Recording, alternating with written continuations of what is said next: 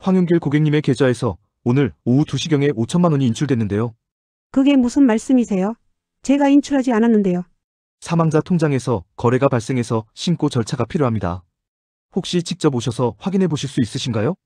오늘 들려드릴 이야기는 45년 결혼 생활 뒤에 숨겨진 남편의 충격적인 비밀에 관한 이야기입니다. 시작 전에 무료로 누를 수 있는 구독과 좋아요 버튼 한 번씩 눌러주시고요. 여러분의 생각도 댓글로 남겨주세요. 작은 관심이 모여 더 많은 이야기를 전할 수 있는 힘이 됩니다. 그럼 바로 시작합니다. 서울 구로구의 오래된 아파트 단지 1985년에 지어진 이곳은 세월의 흔적이 곳곳에 배어 있습니다. 12층 건물 중 7층에 사는 남영자는 올해 74살이에요.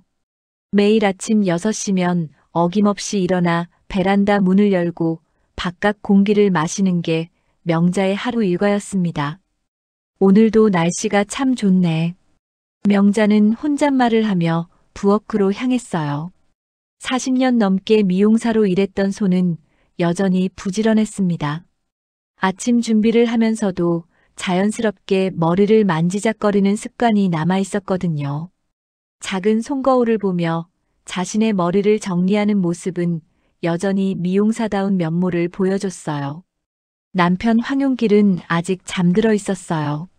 올해 75살인 황용길은 구청에서 35년간 일한 모범 공무원이었습니다. 정년 퇴직한 지 벌써 10년이 넘었지만 여전히 새벽 일찍 일어나는 습관을 버리지 못했어요. 다만 요즘엔 몸이 예전 같지 않아서 좀 더 늦잠을 자곤 했습니다. 여보, 아침 차려놨어요. 명자는 조심스럽게 황용길을 깨웠어요. 황용길은 말수가 적은 사람이었지만 명자가 부르면 언제나 묵묵히 일어났습니다. 세수를 하고 식탁에 앉은 황용길은 오늘도 조용히 밥을 먹기 시작했어요. 김씨 부인이 어제 또 자랑하더라고요. 아들이 미국에서 돈을 많이 번다면서요. 명자는 아파트 주민들 이야기를 하며 대화를 시도했어요.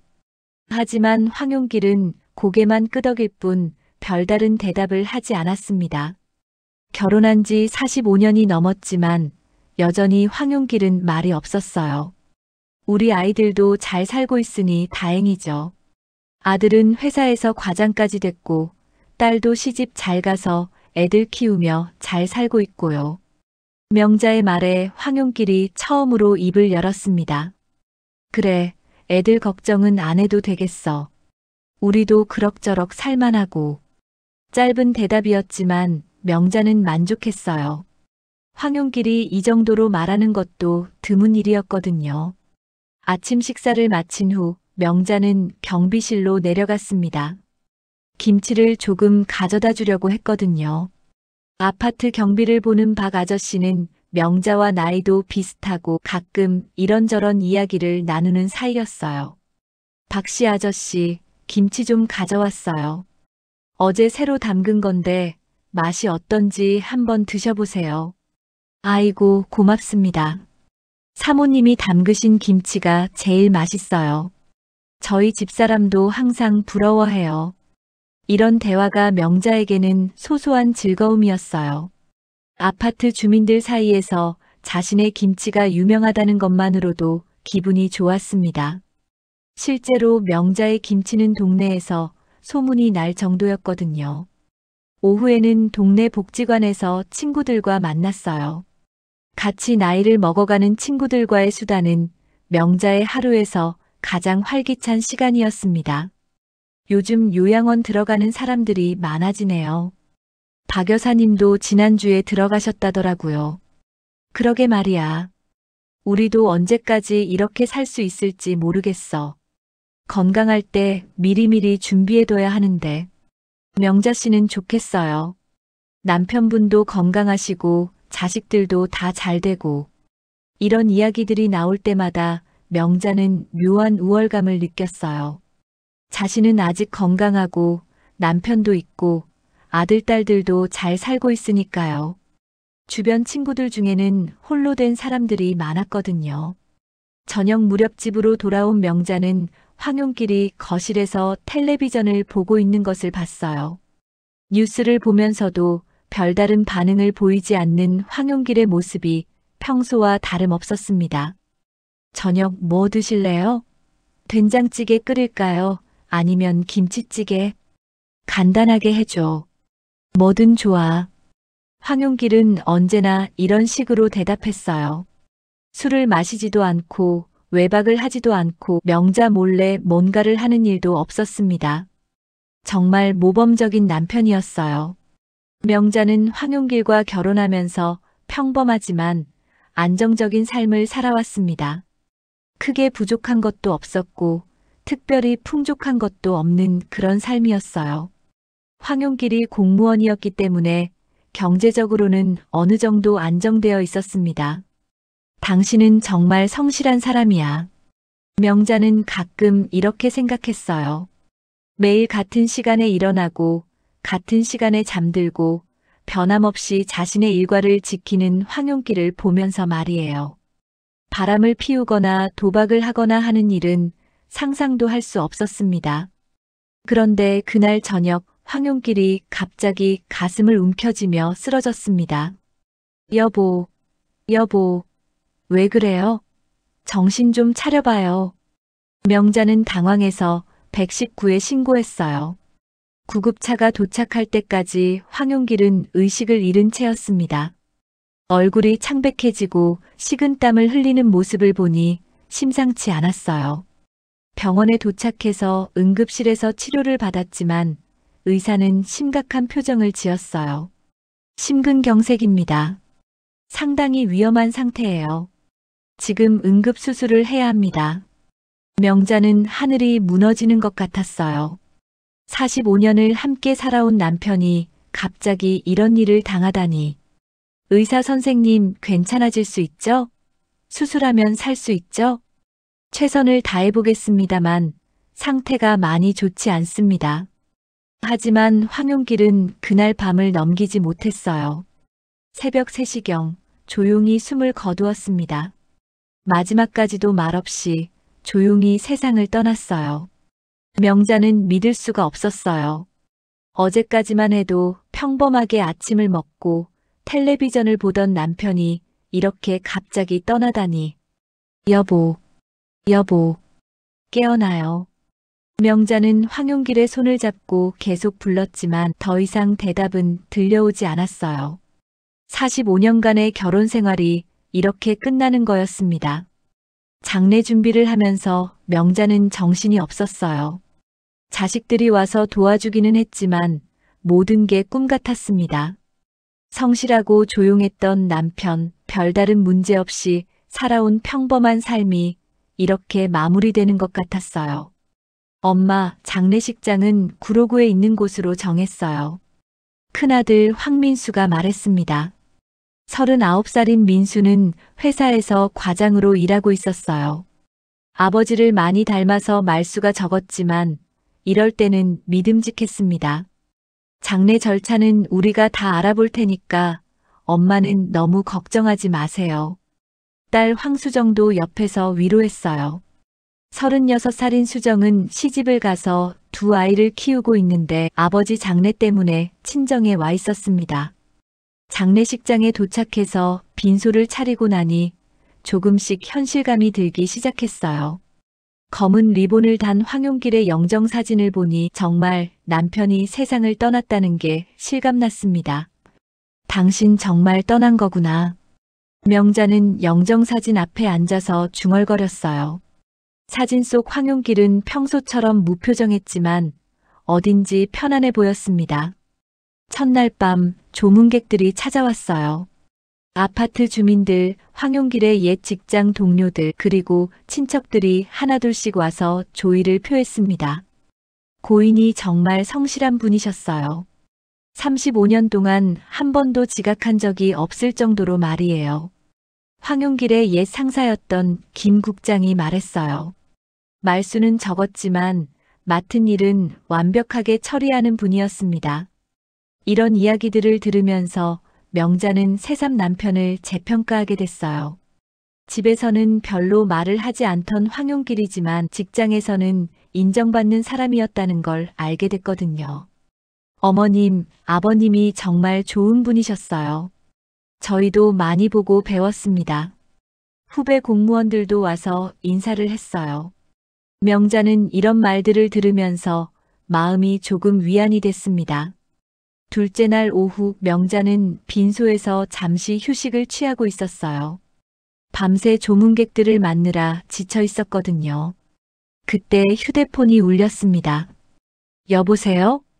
혹시 황용길 고객님의 부인이신가요? 낯선 목소리였어요. 은행 직원인 것 같았습니다. 네, 맞습니다. 무슨 일이시죠? 저는 국민은행 구로지점 직원입니다. 황용길 고객님의 계좌에서 오늘 오후 2시경에 5천만 원이 인출됐는데요. 명자는 깜짝 놀랐어요. 남편이 떠난 지 이틀이 지났는데 계좌에서 돈이 빠져나갔다는 게 이상했거든요. 그게 무슨 말씀이세요? 제가 인출한 적도 없는데요. 사망자 통장에서 거래가 발생해서 신고 절차가 필요합니다. 혹시 직접 오셔서 확인해 보실 수 있으신가요? 명자는 민수에게 상황을 설명했어요. 민수도 이상하다는 표정을 지었습니다. 엄마, 제가 같이 가볼게요. 뭔가 잘못된 것 같아요. 다음 날 오전, 명자와 민수는 은행을 찾아갔습니다. 담당 직원은 심각한 표정으로 말했어요. 계좌 거래 내역을 확인해 보니 이상한 점이 발견됐습니다. 직원은 컴퓨터 화면을 보여줬어요. 7년 전부터 박진아라는 이름으로 매달 일정한 금액이 빠져나가고 있습니다. 명자는 화면을 보며 깜짝 놀랐어요. 매달 70만 원씩 빠짐없이 7년 동안 계속 나간 거였습니다. 박진아, 그게 누구예요? 명자는 전혀 모르는 이름이었어요. 민수도 고개를 갸우뚱했습니다. 더 놀라운 건 그 계좌에서 나간 금액의 총합이 2억 원이 넘는다는 사실입니다. 2억 원이요? 명자는 믿을 수가 없었어요. 남편이 매달 70만 원씩 7년 동안 누군가에게 보냈다는 거였습니다. 혹시 부인께서 아시는 분인가요? 은행 직원이 물어봤지만 명자는 도무지 알 수가 없었어요. 전혀 모르는 사람이에요. 처음 듣는 이름입니다. 민수가 화면을 자세히 보더니 말했어요. 엄마, 이거 정말 이상해요. 아버지가 우리한테 말하지 않고 이런 큰 돈을 누군가에게 보냈다는 거잖아요. 명자의 머릿속이 복잡해졌어요. 45년을 함께 살면서 이런 비밀이 있었다는 게 믿어지지 않았거든요. 혹시 계좌 정보를 더 자세히 볼 수 있나요? 민수가 직원에게 물어봤어요. 네, 가능합니다. 다만 개인정보 때문에 제한적으로만 알려드릴 수 있어요. 직원은 더 자세한 내역을 보여줬어요.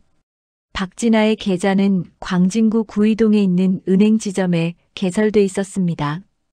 광진구 구이동이라. 명자는 그 동네를 전혀 모르는 곳이었어요. 황용길이 그쪽에 갈 일도 없었을 텐데 왜 그곳 사람에게 돈을 보냈을까요? 엄마, 일단 장례부터 치르고 나서 이 일을 알아봅시다. 민수가 말했지만 명자는 도저히 마음을 가라앉힐 수가 없었어요. 장례식장으로 돌아온 명자는 황용길의 영정사진을 바라봤습니다. 여보, 박진아가 누구예요? 왜 그 사람한테 그렇게 많은 돈을 보낸 거예요? 하지만 사진 속 황용길은 여전히 무표정했어요. 평생 말이 없던 남편이 죽어서도 아무 대답을 해주지 않았습니다. 그날 밤 명자는 잠을 이룰 수 없었어요. 머릿속에는 온통 박진아라는 이름뿐이었습니다. 도대체 이 여자는 누구일까? 내 남편과 무슨 관계였을까? 수정이 와서 명자를 달랬어요. 엄마, 너무 걱정하지 마세요. 아마 아버지가 도와주시던 분이실 거예요.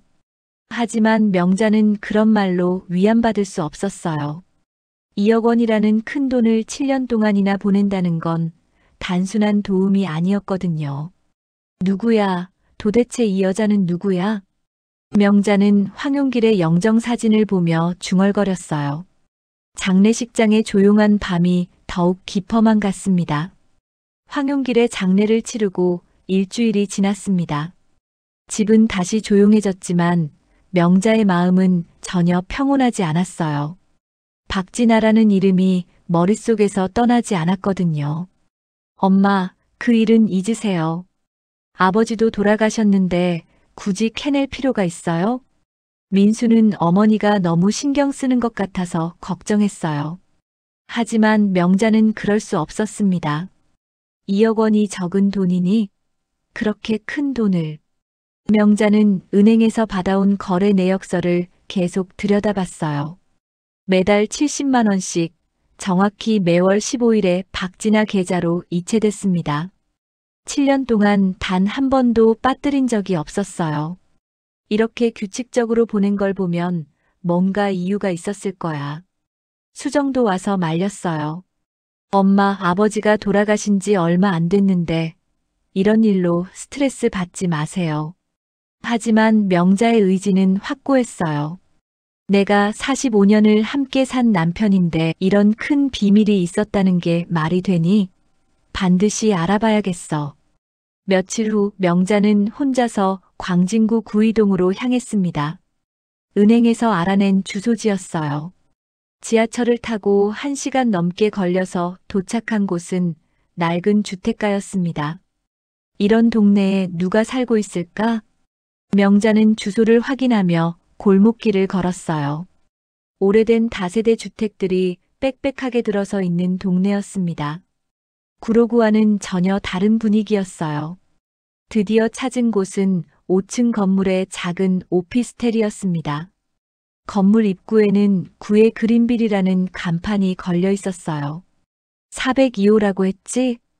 명자는 엘리베이터를 타고 4층으로 올라갔습니다. 복도는 좁았고 벽지도 오래돼 보였어요. 402호 앞에 서서 한참을 망설였습니다. 정말 이렇게 해도 되는 걸까? 하지만 여기까지 온 이상 그냥 돌아갈 수는 없었어요. 명자는 용기를 내서 초인종을 눌렀습니다. 누구세요? 여자 목소리가 들려왔어요. 나이는 50대 정도로 들렸습니다. 저 황용길 씨와 관련해서 온 사람입니다. 잠깐의 침묵이 흘렀어요. 그리고 나서 문이 열렸습니다. 나타난 여자는 명자보다 20살 정도 어려 보였어요. 키는 중간 정도이고 말끔하게 차려입은 모습이었습니다. 생긴 건 특별히 예쁘지도 못생기지도 않은 평범한 인상이었어요. 누구시죠? 여자는 경계하는 표정으로 물어봤어요. 저는 황용길의 아내입니다. 박진아 씨 맞죠? 그 말을 듣자 여자의 얼굴이 창백해졌어요. 눈이 커지면서 당황하는 기색이 역력했습니다. 어떻게 여기를 알고 오셨어요? 남편이 돌아가셨습니다. 장례를 치르는 과정에서 당신 이름을 알게 됐어요. 박진아는 한참 동안 말을 하지 못했어요. 그리고 갑자기 문을 닫으려고 했습니다. 잠시만요. 이야기 좀 하고 가면 안 될까요? 명자는 급하게 말했어요.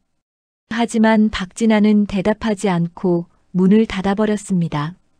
아무래도 뭔가 숨기는 게 있구나. 명자는 확신했어요. 아무 관계가 아니라면 이렇게 당황할 이유가 없었거든요.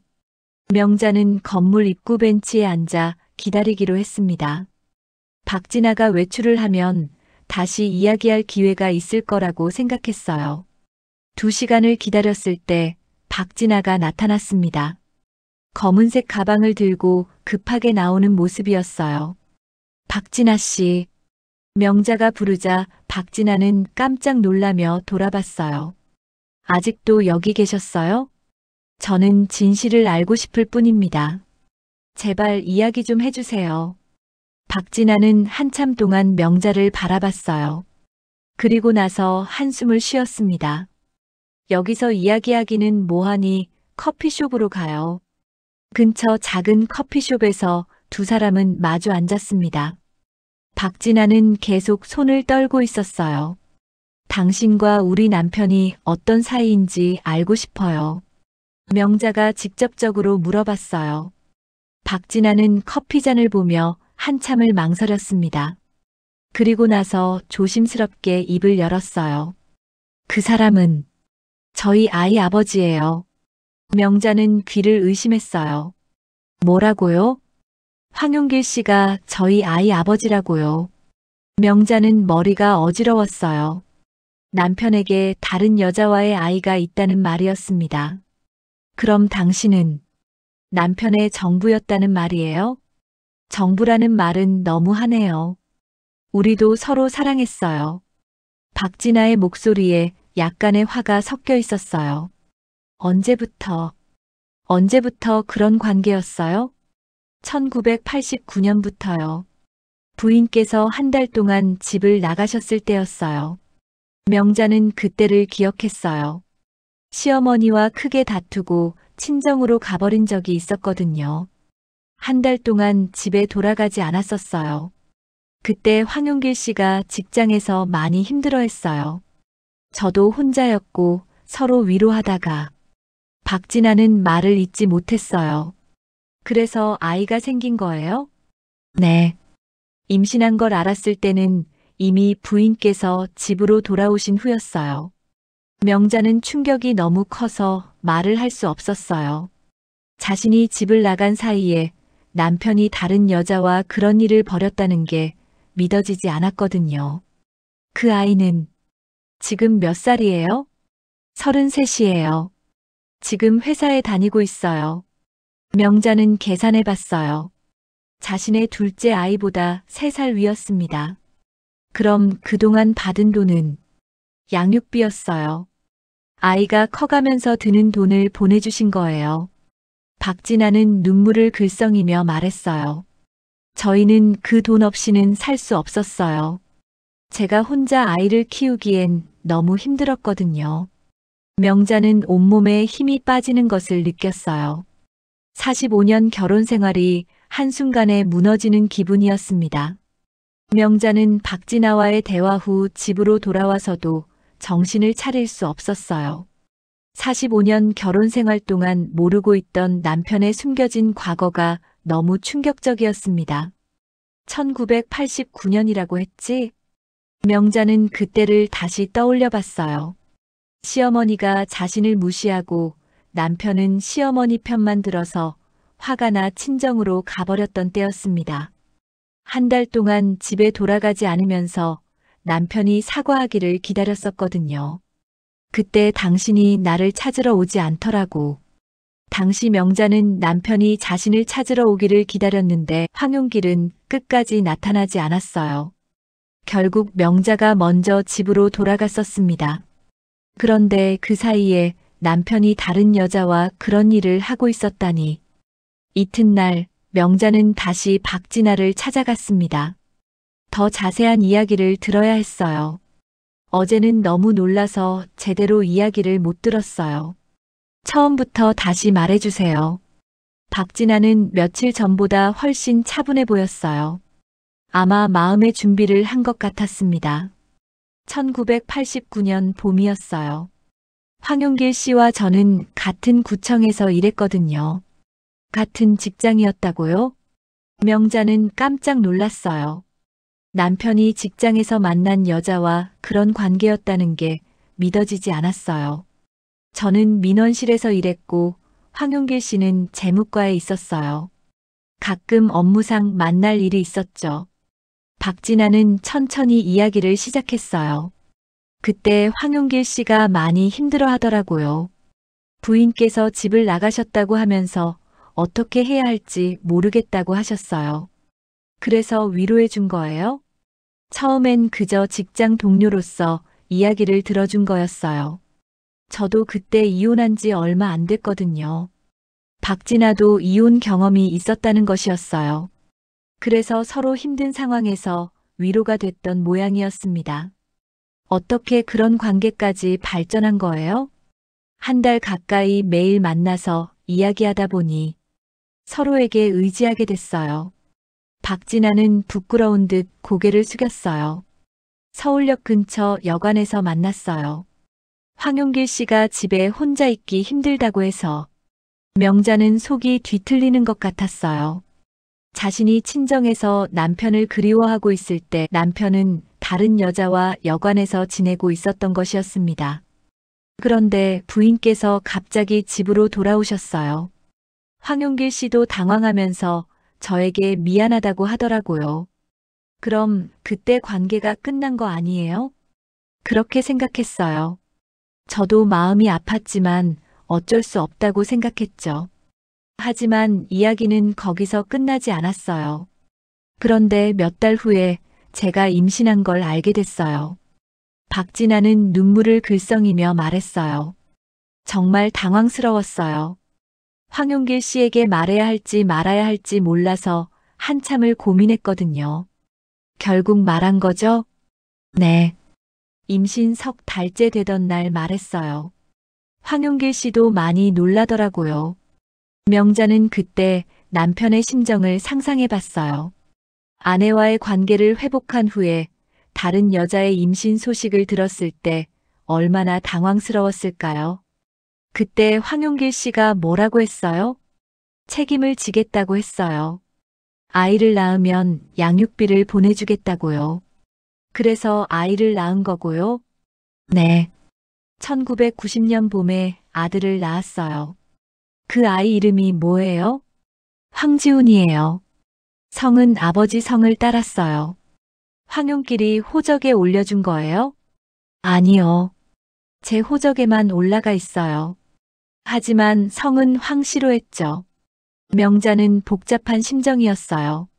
남편이 자신도 모르는 사이에 다른 아이의 아버지가 되어 있었던 것이었습니다. 그럼 언제부터 양육비를 받기 시작한 거예요? 지훈이가 중학교에 들어갈 때부터요. 그 전까지는 제가 혼자 키웠어요. 왜 그때부터요? 황용길 씨가 찾아와서 그러더라고요. 아이가 커갈수록 돈이 많이 들 텐데 도와주겠다고요. 박진아는 그때의 상황을 자세히 설명했어요. 처음에는 거절했어요. 이제 와서 왜 그러냐고 했죠. 하지만 황용길 씨가 계속 고집을 부리더라고요. 어떻게 고집을? 아이가 자신의 핏줄인데 아버지로서 책임을 져야 한다고 했어요. 특히 교육비만큼은 꼭 지원하고 싶다고 하더라고요.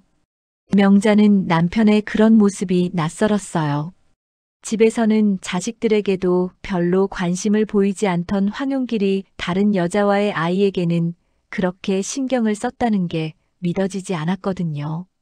매달 얼마를 받았어요? 70만 원이요.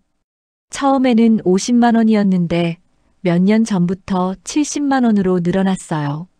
지훈이가 대학에 들어가서 네. 대학 등록금이 비싸니까 좀 더 보내주겠다고 하더라고요. 명자는 계산해 봤어요. 7년 동안 매달 70만 원이면 거의 6천만 원, 그 전까지 받은 돈까지 합치면 정말 2억 원이 넘을 것 같았어요. 그 돈으로 어떻게 살았어요? 제가 작은 가게를 하면서 지훈이를 키웠어요. 황용길 씨가 보내준 돈은 대부분 지훈이 교육비로 썼고요. 박진아는 자신이 얼마나 어렵게 살았는지 이야기했어요. 혼자서 아이를 키우면서 생계를 꾸려가는 것이 정말 힘들었다고 했습니다. 지훈이는 황용길을 아버지로 알고 있어요? 네. 하지만 자주 만나지는 못했어요. 1년에 몇 번 정도 만났죠. 어떻게 만났는데요? 주로 지훈이 생일이나 명절 때 잠깐씩 만났어요. 황용길 씨가 선물도 사주고 밥도 사주고 그랬어요.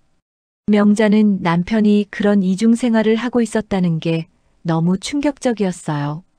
집에서는 말수 적고 무뚝뚝한 남편이었는데 다른 곳에서는 다른 아이의 아버지 역할을 하고 있었던 것이었습니다. 지훈이는 지금 뭘 하고 있어요? 회사에 다니고 있어요. 원래는 미국에서 의대를 다녔는데 중퇴하고 돌아왔어요. 의대요? 네.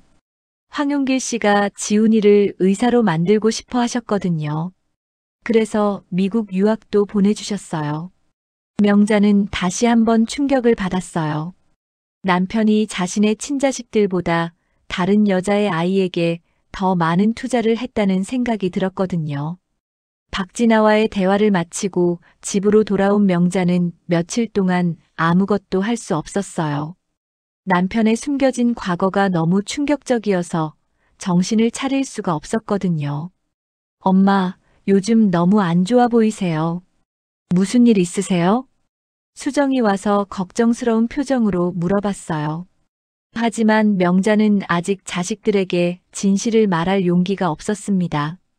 아무것도 아니야. 아버지 돌아가신 게 아직 실감이 안 나서 그래. 그런데 일주일 후 예상치 못한 일이 벌어졌어요.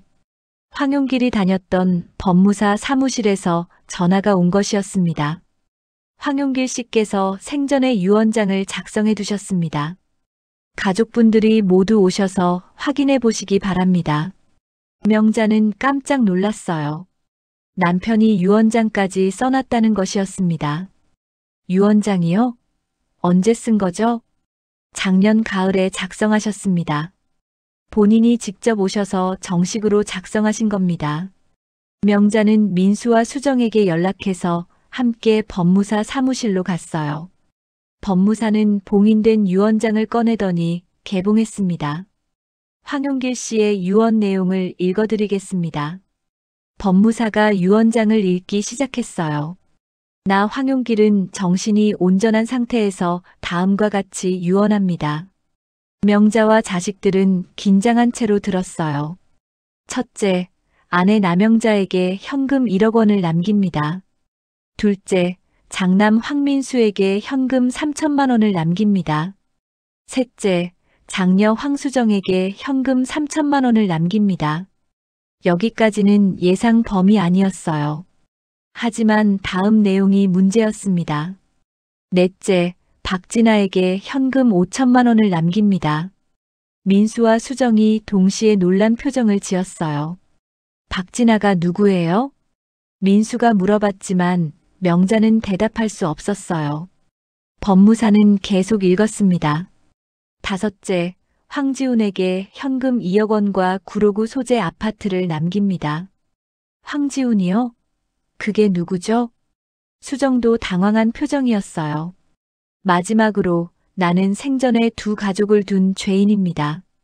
이 유언이 나의 마지막 책임입니다. 법무사가 유언장 읽기를 마치자 사무실은 조용해졌어요.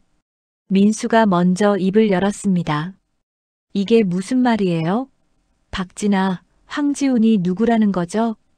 명자는 더 이상 숨길 수 없다고 생각했어요. 얘들아, 엄마가 설명할게. 집으로 돌아와서 명자는 자식들에게 모든 진실을 털어놨어요. 박진아와의 만남, 황지훈이라는 아이의 존재, 7년간 보낸 양육비까지 모든 것을 말했습니다. 뭐라고요? 아버지가 바람을 피웠다고요? 민수는 믿을 수 없다는 표정이었어요. 그것도 33년 전부터요? 그럼 우리보다 나이 많은 형이 있다는 말이에요? 수정도 충격을 받은 것 같았어요. 엄마는 언제부터 알고 계셨어요? 엄마도 아버지 돌아가시고 나서 알게 됐어. 은행에서 거래 내역을 확인하다가 우연히 발견한 거야. 민수는 화가 나기 시작했어요. 이게 말이 되는 일이에요? 우리 엄마가 그렇게 고생하셨는데 다른 여자한테 2억 원을 퍼주고 유산까지 그 아들한테 더 많이 남겨요? 진짜 어이없네요. 우리 집 아파트까지 그 사람한테 주겠다고요? 수정도 분개했어요. 절대 인정할 수 없어요. 법적으로 싸워서라도 막아야 해요. 자식들은 당장 변호사를 찾아가자고 했어요. 하지만 명자는 복잡한 심정이었습니다. 얘들아, 일단 진정하고 생각해보자. 뭘 더 생각해요? 아버지가 잘못한 거 맞잖아요. 그런데 왜 우리가 피해를 봐야 해요? 민수는 계속 화를 냈어요. 며칠 후 박진아에게서 전화가 왔어요. 유언장 소식을 들었습니다. 저희는 그 돈 원하지 않아요. 그게 무슨 말이에요? 황용길 씨가 돌아가시면서 이런 일이 벌어질 줄 알았어요. 저희 때문에 가족들이 힘들어하시는 걸 원하지 않아요. 박진아의 말에 명자는 의외라고 생각했어요. 그럼 유산을 포기하겠다는 말이에요? 네. 지훈이한테도 말해뒀어요. 우리는 그 돈 없이도 살 수 있다고요. 하지만 이야기는 거기서 끝나지 않았어요. 다음 날 황지훈이 직접 명자를 찾아왔습니다. 키가 크고 말끔하게 생긴 젊은 남자였어요. 얼굴이 황용길과 많이 닮아 있었습니다. 안녕하세요. 저는 황지훈입니다. 지훈은 정중하게 인사했어요. 어머님이라고 불러도 될까요? 그런 소리 하지 마세요. 나는 당신 어머니가 아니에요. 명자는 차갑게 대답했어요. 죄송합니다. 하지만 아버지 얘기는 꼭 해드리고 싶어서 왔어요. 지훈은 조심스럽게 말을 이어갔어요. 아버지가 돌아가시기 전에 저에게 편지를 주셨어요. 지훈은 가방에서 편지 한 통을 꺼냈어요. 이걸 꼭 드리라고 하셨어요. 편지 봉투에는 명자에게라고 황용길의 글씨로 적혀 있었어요. 명자는 떨리는 손으로 편지를 받았습니다. 편지 내용은 뭐예요? 저도 모릅니다. 봉인해서 주셨거든요. 명자는 편지를 열어봤어요. 황용길의 친필로 빼곡히 적혀 있었습니다.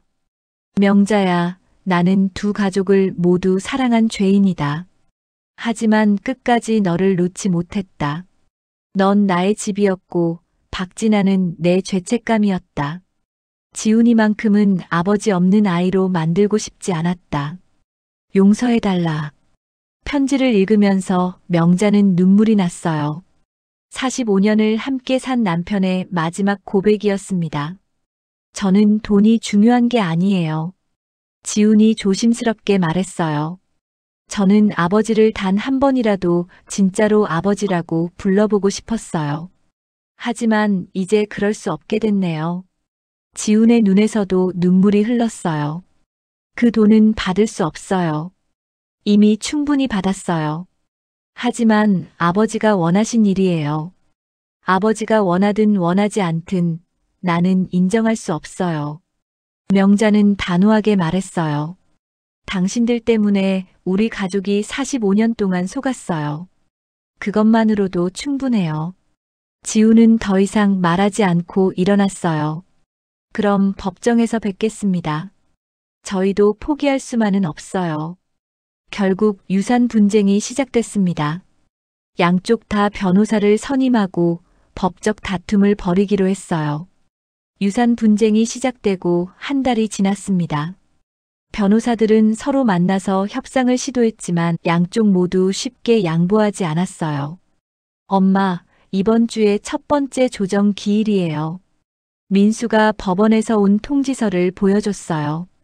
조정이 잘 안 되면 본격적인 재판으로 가야 해요. 명자는 이런 법적 분쟁이 부담스러웠어요.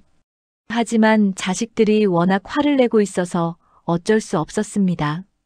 그 사람들이 먼저 욕심을 부린 거예요. 우리가 왜 물러서야 해요?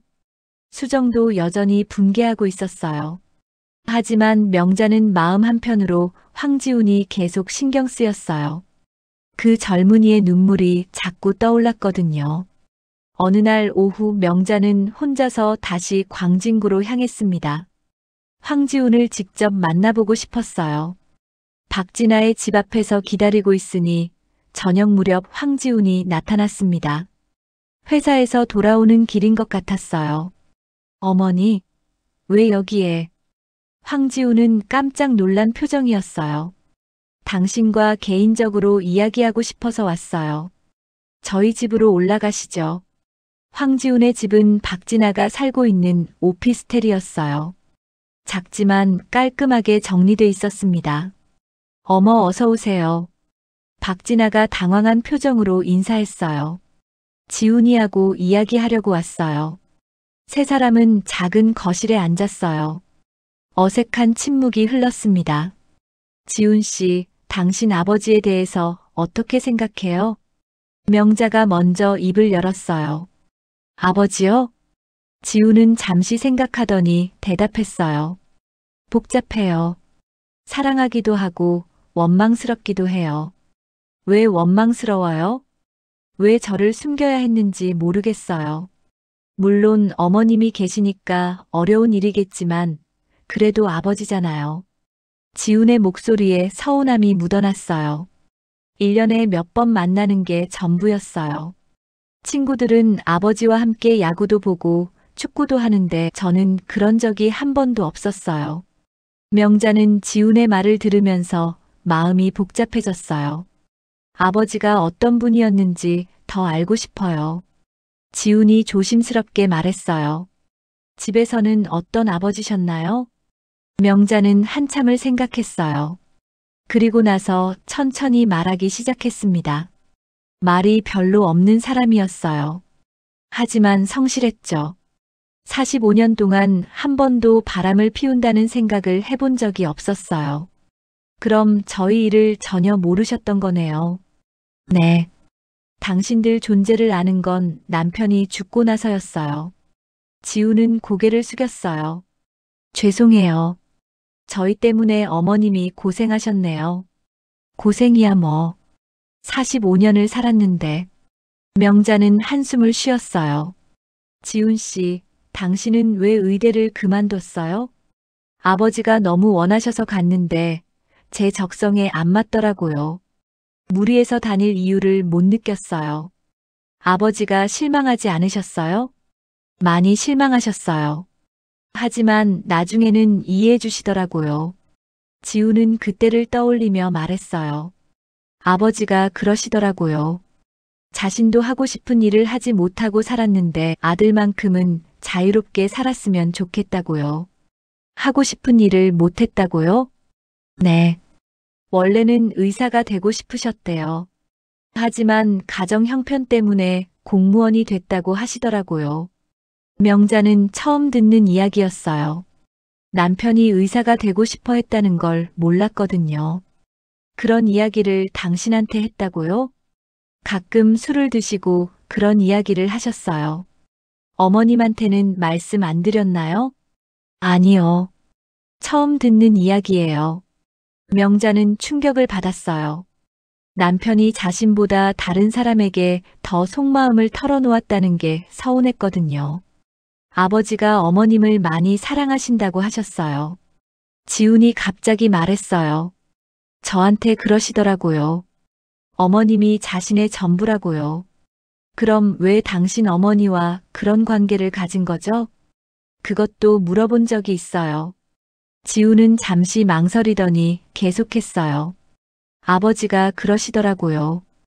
외로움 때문이었다고요. 어머님이 집을 나가셨을 때 너무 무서웠다고 하시더라고요.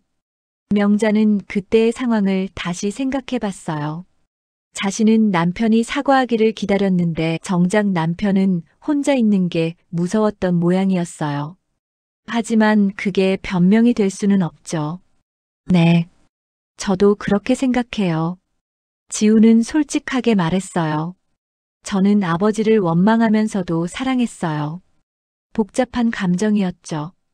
박진아가 옆에서 조용히 듣고 있다가 입을 열었어요. 지훈아, 그만해라. 어머님이 힘들어 하시잖아. 아니에요. 들어야 할 이야기예요. 명자가 말했어요. 지훈 씨, 당신이 받을 유산에 대해서는 어떻게 생각해요? 솔직히 말하면 받고는 싶어요. 지우는 정직하게 대답했어요. 하지만 그 돈 때문에 어머님 가족이 힘들어 하신다면 포기할 생각도 있어요. 왜 받고 싶은 거예요? 아버지의 마지막 뜻이니까요. 그리고 지훈이 말을 멈췄어요. 그리고 결혼하고 싶은 사람이 있어요. 하지만 지금 제 형편으로는 어려워요. 지우는 부끄러운 듯 고개를 숙였어요. 그 사람도 제 상황을 알고 있어요. 아버지가 두 가족을 둔 상황이라는 것도요. 그런데도 결혼하겠다고 해요? 네. 하지만 저는 떳떳하게 결혼하고 싶어요. 아버지가 남겨주신 돈으로 새 출발을 하고 싶고요. 명자는 지훈의 말을 들으면서 마음이 흔들렸어요. 이 젊은이도 나름의 꿈과 계획이 있었던 것이었습니다. 어머님, 정말 죄송해요. 저희 때문에 이런 일이 벌어져서요. 지훈이 깊이 고개를 숙였어요. 하지만 저도 아버지의 아들이에요. 그것만큼은 부정할 수 없어요. 명자는 집으로 돌아가면서 계속 생각했어요. 지훈이 정말 황용기를 닮았다는 생각이 들었거든요. 성실하고 진실한 모습이 말이에요. 지훈과의 만남 후 며칠이 지났습니다. 명자는 계속 고민에 빠져 있었어요.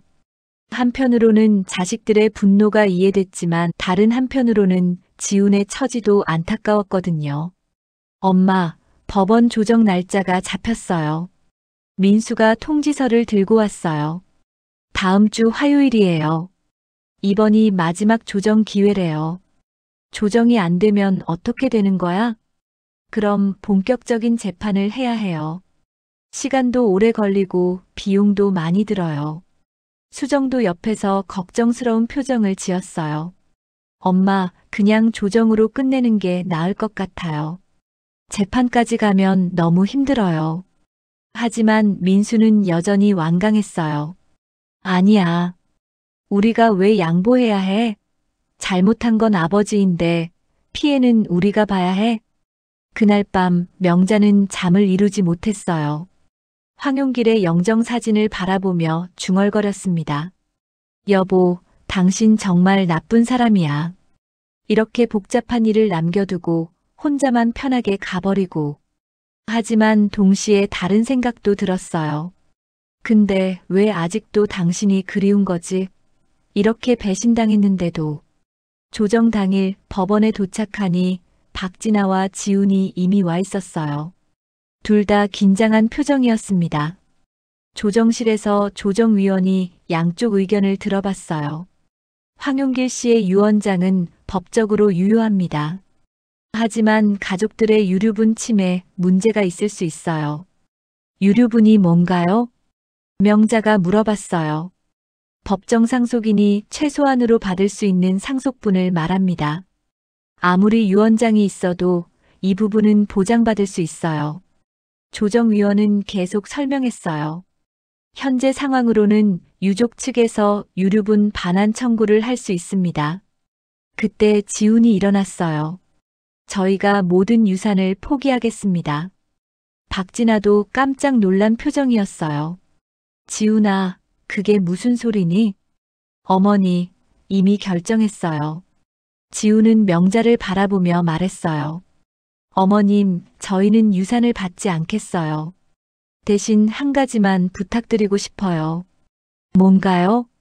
저를 아버지의 아들로 인정해 주세요. 그것만으로도 충분해요. 민수가 화를 냈어요. 지금 무슨 말을 하는 거예요? 인정하라니, 그게 무슨 의미가 있어요? 저에게는 의미가 있어요. 지훈은 차분하게 대답했어요. 33년 동안 숨어서 살았어요. 이제는 당당하게 아버지 아들이라고 말하고 싶어요. 수정도 이해할 수 없다는 표정이었어요. 돈도 안 받을 건데 왜 굳이 그런 걸 원해요? 제가 결혼할 때 아버지 사진을 모시고 싶어요. 그리고 아버지 제사도 지내고 싶고요. 지훈의 말에 조정실이 조용해졌어요. 저는 아버지를 사랑했어요. 비록 복잡한 상황이었지만 그래도 제 아버지였거든요. 박진아가 눈물을 흘리기 시작했어요. 지훈아, 그런 말 하지 마라. 돈이 있어야 결혼도 하고 살 수 있어. 어머니, 저는 아버지 덕분에 대학도 나오고 여기까지 왔어요. 이제는 제 힘으로 살 수 있어요. 명자는 지훈의 말을 듣고 있으니 가슴이 뭉클해졌어요. 어머님, 제가 아버지한테 마지막으로 해드리고 싶은 말이 있어요. 지훈이 명자에게 말했어요. 뭔가요? 아버지, 고맙습니다. 그리고 죄송합니다. 아버지 때문에 어머님이 힘드셨죠. 하지만 저는 아버지가 자랑스러워요. 지훈은 눈물을 흘리며 계속했어요. 아버지가 두 가족을 다 사랑하려고 노력하신 게 잘못이었을 수도 있어요. 하지만 저에게는 소중한 아버지였어요. 조정위원도 감동받은 표정이었어요. 정말 유산을 모두 포기하시겠어요? 네. 대신 아버지 산소에 같이 다닐 수 있으면 좋겠어요. 명자가 놀라서 물어봤어요. 산소요? 아버지 산소가 어디 있는지 알고 싶어요. 명절 때 성묘도 하고 싶고요. 민수가 당황한 표정으로 말했어요. 아버지는 화장하셨어요. 납골당에 모셔져 있고요. 그럼 그곳에라도 가고 싶어요. 지훈의 간절한 표정을 보니 명자는 마음이 흔들렸어요. 조정은 지훈 측의 유산 포기로 끝났습니다. 법적으로는 명자와 자식들이 모든 유산을 상속받게 됐어요. 법원을 나오면서 명자는 지훈에게 말했어요. 지훈 씨, 정말 후회 안 해요? 네. 전혀 후회 안 해요. 왜 그런 결정을 한 거예요? 어머님 가족이 더 힘들어하는 걸 보고 싶지 않았어요. 그리고 저는 이미 충분히 받았어요. 충분히 받았다니? 아버지의 사랑을 받았잖아요. 그것만으로도 충분해요. 명자는 지훈의 순수함에 마음이 움직였어요. 지훈 씨, 다음 주 일요일에 납골당에 갈 건데 같이 갈래요? 민수와 수정이 깜짝 놀란 표정을 지었어요. 엄마, 그게 무슨 말이에요? 저 아이도 아버지 아들이잖아. 아버지 보고 싶어 하는데 못 보게 할 이유는 없어. 박진아도 고개를 숙였어요. 어머님 감사합니다. 감사할 건 없어요. 당연한 일이에요. 명자는 그제서야 마음이 조금 편해지는 것을 느꼈어요. 지훈 씨, 대신 약속해요. 네. 앞으로는 떳떳하게 살아요. 아버지 이름에 먹칠하지 말고. 네, 약속드릴게요. 그날 저녁 명자는 황용길의 영정사진 앞에 앉았어요. 여보, 당신은 정말 나쁜 사람이야. 그런데도 나는 왜 당신을 미워할 수 없을까? 명자는 복잡한 마음으로 중얼거렸어요. 한쪽은 정, 한쪽은 책임이었다고 했지. 당신은 두 개를 다 가졌지만 결국 아무것도 제대로 지키지 못했어. 하지만 동시에 이런 생각도 들었어요. 그래도 지훈이는 좋은 아이로 키웠네. 그건 당신 덕분일 거야. 조정이 끝나고 석 달이 지났습니다. 명자는 예전 생활로 돌아갔지만 마음 한편에는 여전히 복잡한 감정이 자리 잡고 있었어요. 엄마, 요즘 많이 밝아지신 것 같아요. 수정이 와서 말했어요. 실제로 명자는 조정 이후 마음이 한결 편해져 있었습니다. 그런가? 마음의 짐을 덜어서 그런가 보다. 명자는 다시 동네 복지관에서 봉사활동을 시작했어요. 예전처럼 김치도 담그고 이웃들과 수다도 떨었습니다. 명자 씨, 요즘 얼굴이 많이 좋아졌네요. 복지관 친구들이 말했어요. 남편 잃은 슬픔에서 벗어나신 것 같아요. 명자는 미소 지으며 대답했어요. 인생이 뭐 그런 거 아니겠어요? 슬프다고 계속 슬퍼할 수만은 없잖아요. 어느 날 오후 명자는 지훈에게 전화를 걸었어요. 지훈 씨, 이번 주 일요일에 시간 있어요? 네, 어머님. 무슨 일이세요? 김장 김치 좀 가지러 와요. 내 아버지가 좋아하던 총각김치도 담갔어요. 지훈은 잠시 말을 멈췄다가 대답했어요. 정말 가도 될까요? 당연하죠. 왜 못 와요? 일요일 오후 지훈이 명자의 집을 찾아왔습니다. 손에는 과일 한 상자를 들고 있었어요. 어머님, 안녕하세요. 어서 와요. 앉아요. 명자는 지훈을 거실로 들여보냈어요. 황용길의 영정사진이 걸려있는 거실이었습니다. 지훈은 사진을 보더니 깊이 절했어요. 아버지, 안녕하세요. 지훈이에요. 명자는 그 모습을 보며 마음이 뭉클해졌어요. 차 한 잔 마시고 가요. 감사합니다. 두 사람은 마주 앉아 차를 마셨어요. 처음에는 어색했지만 점점 자연스러워졌습니다. 지훈 씨, 요즘 어떻게 지내요? 회사 일이 좀 바빠졌어요. 그래도 괜찮아요. 결혼 이야기는 어떻게 됐어요? 지훈이 부끄러운 듯 웃었어요. 내년 봄에 하기로 했어요. 작은 결혼식이지만요. 축하해요. 신부가 어떤 사람이에요? 회사 동료예요. 제 상황을 다 알고 있는데도 이해해주는 좋은 사람이에요. 명자는 지훈의 행복한 표정을 보며 미소 지었어요. 아버지가 살아계셨다면 정말 기뻐하셨을 거예요. 그럴까요? 당연하죠. 자식이 결혼하는데 기뻐하지 않을 부모가 어디 있어요. 지훈은 잠시 생각하더니 조심스럽게 말했어요. 어머님 혹시 결혼식에 오실 수 있으세요? 명자는 깜짝 놀랐어요. 제가요? 네. 아버지 대신 축복해 주셨으면 해요. 명자는 한참을 생각했어요. 복잡한 상황이었지만 지훈의 간절한 마음이 느껴졌거든요. 민수하고 수정이가 뭐라고 할까? 괜찮아요. 거절하셔도 상관없어요. 아니야. 갈게요. 정말요? 네. 대신 조용히 뒤에 앉아서 지켜볼게요. 지훈의 얼굴이 밝아졌어요. 감사합니다, 어머님. 어머님이라고 부르지 마요. 그냥 이모라고 해요. 네, 이모. 지훈이 돌아간 후 명자는 민수와 수정에게 말했어요. 지훈이 결혼식에 가기로 했어. 예상대로 자식들은 반대했어요. 엄마, 왜 그런 일까지 해야 해요?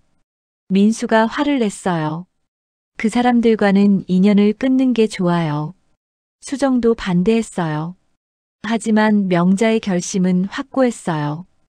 얘들아, 엄마 마음을 이해해줘. 그 애도 아버지의 피를 받은 아이잖아. 그리고 엄마도 이제 마음을 정리하고 싶어. 미워하면서 살기는 너무 힘들더라. 몇 달 후 지훈의 결혼식 날이 왔습니다. 명자는 조용히 뒤쪽에 앉아서 식을 지켜봤어요. 지훈은 정말 행복해 보였어요. 신부도 예쁘고 착해 보였습니다. 식이 끝나고 지훈이 명자에게 왔어요. 이모 와주셔서 감사해요. 축하해요. 행복하게 사세요. 아버지도 기뻐하시겠죠? 당연하죠. 하늘에서 지켜보고 계실 거예요. 그날 이후로 명자는 가끔 지훈과 연락을 주고받았어요. 명절 때는 함께 납골당에 가서 성묘도 했습니다. 이모, 저희 첫 아이가 태어났어요. 어느 날 지훈이 전화로 알려왔어요. 정말요? 축하해요. 아들이에요, 딸이에요? 딸이에요. 정말 예뻐요. 이름은 뭐라고 지었어요? 황서연이에요. 명자는 마음이 뭉클해졌어요. 좋은 이름이네요. 몇 달 후 지훈이 아기를 데리고 명자를 찾아왔어요. 이모, 저희 딸 서연이에요. 아기는 정말 예뻤어요. 황용기를 닮은 것 같기도 했습니다. 아이고, 정말 예쁘네요. 명자는 아기를 안아봤어요. 오랜만에 안아보는 아기였습니다. 할아버지 닮았죠? 그런 것 같네요. 명자는 아기를 보면서 생각했어요. 이 아이에게는 황용길이 할아버지가 될 거예요. 복잡한 과거는 모른 채 말이죠. 지훈 씨, 이 아이에게는 할아버지 이야기를 어떻게 해줄 거예요? 좋은 할아버지였다고 말해줄 거예요. 그게 맞는 것 같아요. 명자도 그렇게 생각했어요. 저녁 무렵 지훈이 돌아간 후 명자는 부엌에서 저녁을 준비했어요. 예전처럼 간단한 식사였지만 마음은 한결 가벼웠습니다. 여보, 당신 손녀가 생겼네요. 명자는 황용길의 영정사진을 보며 말했어요. 복잡한 손녀지만 그래도 당신 핏줄이잖아요. 식탁에 혼자 앉아 밥을 먹으면서 명자는 생각했어요. 인생이 참 복잡하네. 미워해야 할 사람을 사랑하게 되고 사랑했던 사람이 상처를 주고. 하지만 이제는 평온했어요. 분노와 원망 대신 이해와 용서가 자리 잡았습니다. 그래도 괜찮아. 이제는 모든 게 괜찮아. 창밖으로 석양이 지고 있었어요. 명자는 그 석양을 바라보며 조용히 미소 지었습니다. 인생의 또 다른 장이 시작되고 있었어요. 오늘 이야기 어떠셨나요? 마음에 닿으셨다면 구독과 좋아요 부탁드립니다.